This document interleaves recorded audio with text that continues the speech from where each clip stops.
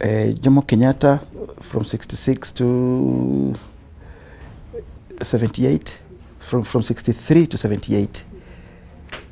Daniel Moi from 78 to 2002.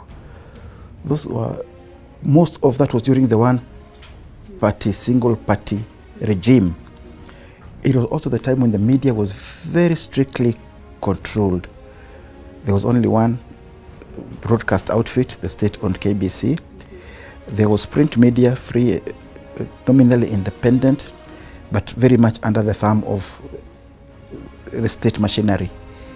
Under Moi, of course, towards the end of his term, when we got to the multi-party system, things started relaxing. The space was opened up for, the airways were freed for independent radio and TV stations. Then, of course, we got the internet, which became now another wild thing, which none of them could really try and control. That was the system Kibaki inherited. A much more liberal person who didn't bother about cracking the whip on journalists, until the time he was, of course, he felt personally offended by some things regarding his family. Uhuru again found that same very liberal regime. But what I can say is, all along, even as you have gained these freedoms, and the democratic space has opened up, and the media space has opened up, and we have put laws and regulations in place to safeguard media freedom, all of them have tried in varying degrees to put the brakes on the expansion of that space. So even today, when we enjoy almost unparalleled freedom, there will be people in authority who want to roll back the gains that we have made.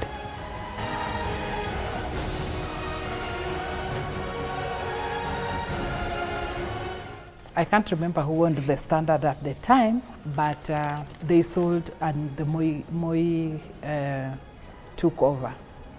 During that time, there was a lot of political interference. It wasn't really about the law. It was more about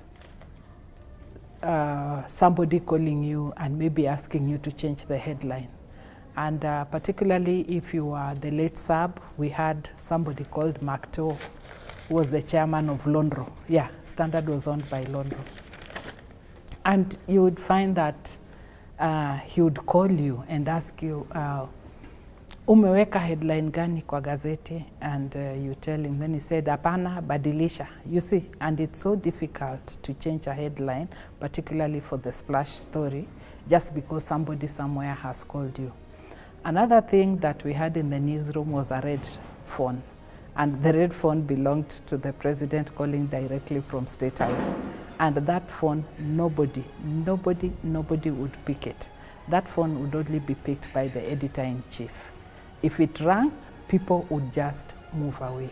Those were the sort of interferences that we had. And during my time, I also saw journalists being attacked because of what they did. People like Wallace Gishere, people like David McCarley being arrested and being imprisoned. Since I remember in the mid-80s to late 80s, we had this whole string of sedition cases targeting academics, lawyers, journalists, anybody who is seen as a threat to the state, where you held in Nyayo House or wherever it is they want to torture you. Then they bring you to court at 5 p.m. when everybody has gone home, to plead guilty to some sedition case or to authoring a seditious leaflet, and you're put in. It was very hard to cover those ones because they always wanted to do it away from the media. They would do it at 5 o'clock in the evening when the courts are closing. They would, the journalists who cover the courts would have gone home by then, and if they came, they would not be allowed to cover those particular cases. You would only get it after the fact. So there were the stories would come late. You would not get the pictures of the guys being sentenced. You would hear the following day. That fortunately is not happening anymore. So things have changed. In terms of the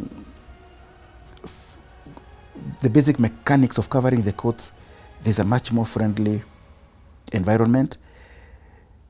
in that today people can go in and take photographs in the courts and video in the courts, if not during the actual proceedings, but before the proceedings. So there are those kind of things. Those days, people can get into the courts with their laptops and make the notes live, so to speak, with their recorders.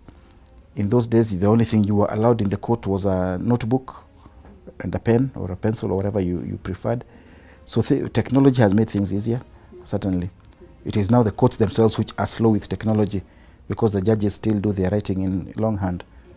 Yeah. So what they were doing is using the courts to silence the media by giving out outrageous libel damages for libel. So you have a politician goes to court, and for some reason it was always before the same judge, and gets a judgment of 20 million shillings, 30 million shillings. Al-Nashir Valji or something like that, yes, gets a judgment of 20 or 30 million shillings. Now, okay, Nation, for instance, or Standard, a big group, maybe is covered. They have the cash reserves and they have the insurance, so they can pay even as they appeal the award. A small upcoming group, let's like that time I was at Economy Review, that would put us out of business. In fact, I think some small newspapers were put out of business by those kind of outrageous awards. So that was definitely a hindrance to media freedom and the growth of media. And it was very deliberate. They found that instead of using the police to clamp down on the media, they can use their friendly judges.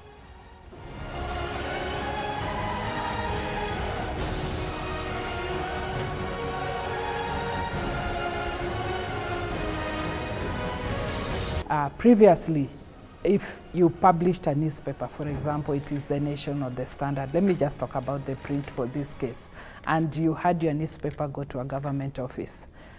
Next thing you'd find that the minute it is received, they stamp on it top secret. When it is top secret and it's in government offices, it means you can't access it. You try to reach a minister for information. You want some content for your story, you have to go through the communication or the information officer for that ministry. And many times you'd find that they were blocking your access to the information that you are seeking. And as media, the need to verify if information is critical, because you cannot publish, you cannot print information that you have not verified. So this then puts you between a rock and a hard place, and you are not able to get the second voice to your story or to information that you have. But with the Constitution, though difficulties and challenges still exist, at least we have something that is documented, and the Constitution is the supreme law of the land. So it gives us the freedom to publish, to print, to broadcast our information, though without fear, because if you look at the law, but again, there are instances where individuals then block your ability to print information, broadcast information, or publish information as freely as you would like. Initially, it used to be the state and its obsession with control. Even today, there are people in government, or in the ruling party, or in the administration who do not know the difference between regulations and control. They cannot stand that people can think freely, publish freely, without having to seek anybody's permission. But now things have changed. And today I feel that the biggest threat is not the state. The biggest threat is internal, because we have as much freedom as we know how to do with. But we have talked so often about, for instance, corruption in media, brown envelope journalism. and we pledge to fight it and all that. But we focus on fighting on the correspondent or the reporter who takes a few hundred shillings every now and then, and forget that the bigger threat is corruption from the top, where the editor-in-chief or the managing director or even a board chairman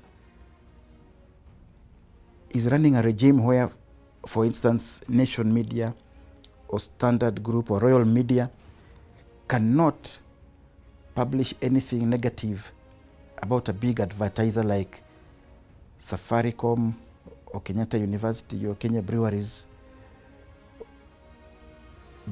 because you don't want to lose that advertising. And that becomes the rule within that media house, that nothing negative about a big advertiser. That is a very big threat to freedom and independence of the media.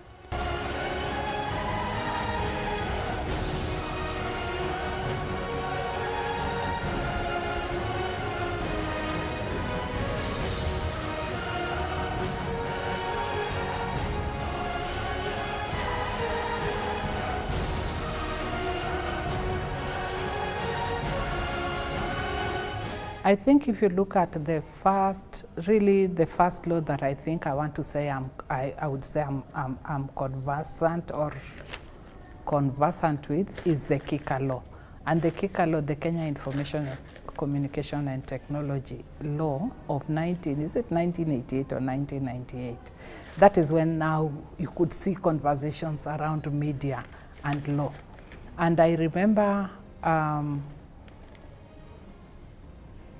when now with the new, I think let me say it was really that even if the law was there, interacting with it within the media and people getting to know that there's actually a law that protects you is what was not there. And there were no conversations like the ones we are having now, where media and journalists would talk about laws that protect them or that allow them to work within a free space. I think the key milestones, obviously, I think would be the Media Council Act. I can't remember exactly when it was, the first version was passed, but that would have been in the 2000 or thereabouts. That one I would have to check. Before that, there was no media laws in Kenya. Everything was covered under different sets of laws, some of them mostly allied to the Criminal Procedure Code.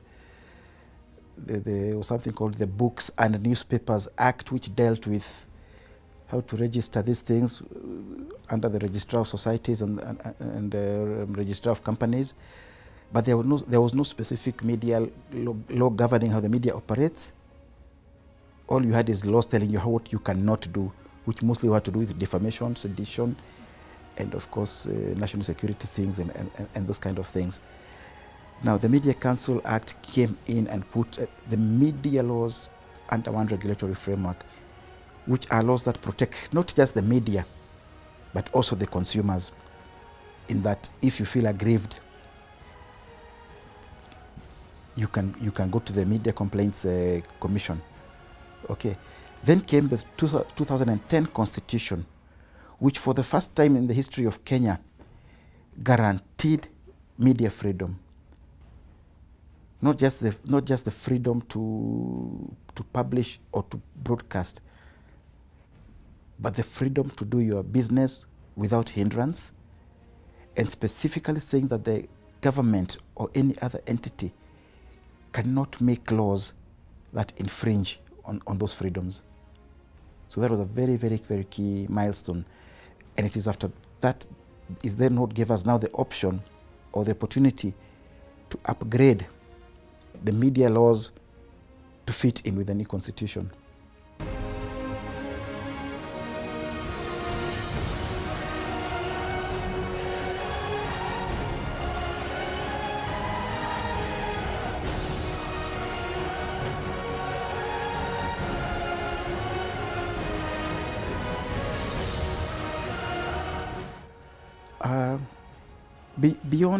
Beyond the laws and the regulatory regimes, there is technology. I came up in the media when there was only one TV station and one radio station, KBC, okay, state-owned media. In the late 90s, the legal regime was relaxed to allow independent radio stations. But there were still hindrances because there were no proper laws and regulations, which means it was not a right to get a broadcast license and a broadcast frequency.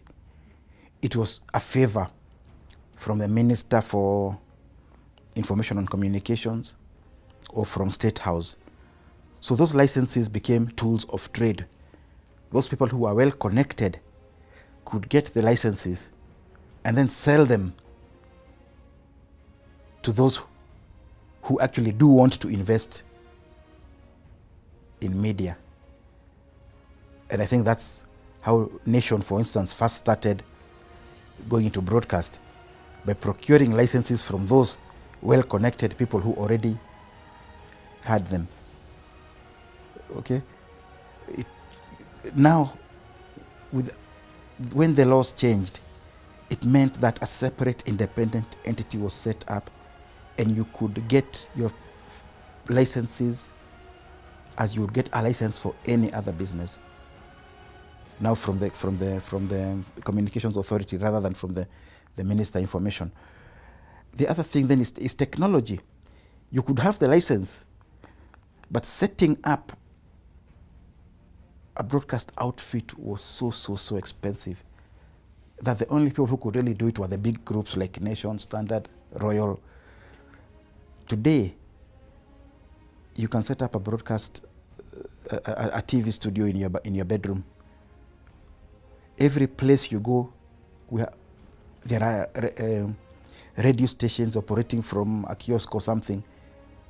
You have the community radio station. I think we're talking about more than 180 radio stations in the country in operation. You can do live broadcasts from a briefcase, so to speak, a laptop and something that size. While in the past, you would have had to have a full outside broadcasting van, a very big van or bus. So things have changed in that way. There is the internet. Okay, beyond what broadcast media or legacy media can do using the internet, which means you can get your Kameme FM or Nation FM or Hope FM online, wherever you are in the world. You also have independent, what you might call, I don't know how to call them, not really independent journalists.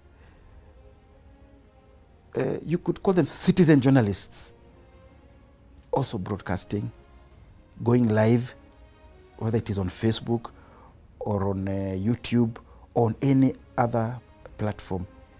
Anybody now can be a broadcast journalist, just as anybody now can publish his own newspaper online and actually disregard all the regulatory mechanisms and business registration mechanisms and just go wake up one day and you have a full-fledged newspaper online. So that's the way things are. Technology has completely changed the ball game. That now becomes a challenge for what you might call legacy media, because legacy media now has to compete with people operating from that level or groups operating from that level who are not bound by all the laws and regulations that might otherwise hinder some of us. You can see that for a long time, the media space was restricted, where maybe we had only 2 TV stations, that the private TV stations just started coming up the other day. We only had, for a long time in Kenya, we had the Kenya Broadcasting Corporation, and when one Jared Kangwana dared to start Kenya Television Network, it didn't last. It was just grabbed from his hand. So you can see that even for Nation, it stayed for long before it could start operating a TV station, and it was a very big and a very strong media organization.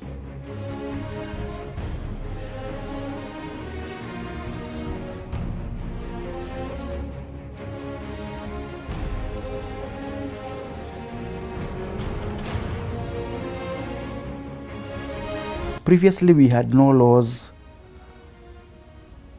no constitutional protections specifically for the media. We had the general protections on freedom of speech, association, and so on, but nothing specific to the media. The new constitution came with specific guarantees on media freedom. In fact, it is the only industry which has constitutional freedom to operate. So that was a very, very big gain. And with that, we were able now to revise the Media Council Act to entrench those freedoms by law. But we are still not there as far as I'm concerned. Because, for instance, where the Constitution envisages a free and independent regulatory mechanism, as we have with the Media Council and its Complaints Commission and all that business, we still have the left hand not knowing what the right hand is doing in terms of the laws. We have the Media Council Act, which creates the environment for self-regulation. We have the Communications Authority, which tries to intrude into that space by pretending to act as a regulator for broadcast media. Because as far as we are concerned, the Kenya Editors Guild and all our other representative organizations, Kenya Union of Journalists, Kenya Correspondents Association, the Communications Authority is not the body envisaged by the Constitution to regulate the media. Yet they are pretending to do so in terms of broadcast space. So we still have problems. We saw the problem we had at the last elections, where they tried to shut down TV stations on the basis that they should not broadcast some things. And they used the Communications Authority. And we still have the national security laws, which again think that they can override the Media Council, the Media Act, by citing national security as an imperative for clamping down on media freedoms. So these are things we still need to work on and to make sure that that space is better protected. The Constitution has really helped, but again, there is a danger, particularly where if you talk to journalists in terms of their safety and security and in the areas where they are operating, the journalists in Nairobi are safer, but the journalists in the counties are not. You find that the journalists in the counties work under a lot of fear. They can't cover the counties, the county governments, and the county assemblies as freely as they would like. They say that at times, if you write something or you publish something about, say, the governor, you'll be attacked by some hooligans who will come under the cover that they are protecting the governor's interests. We've had journalists being barred from attending county assembly proceedings, which should not be the case. I mean, it's their right to get that, again, the right to information and the freedom to be able to associate with that information. So you find that journalists are many times in some counties barred from getting into county assemblies.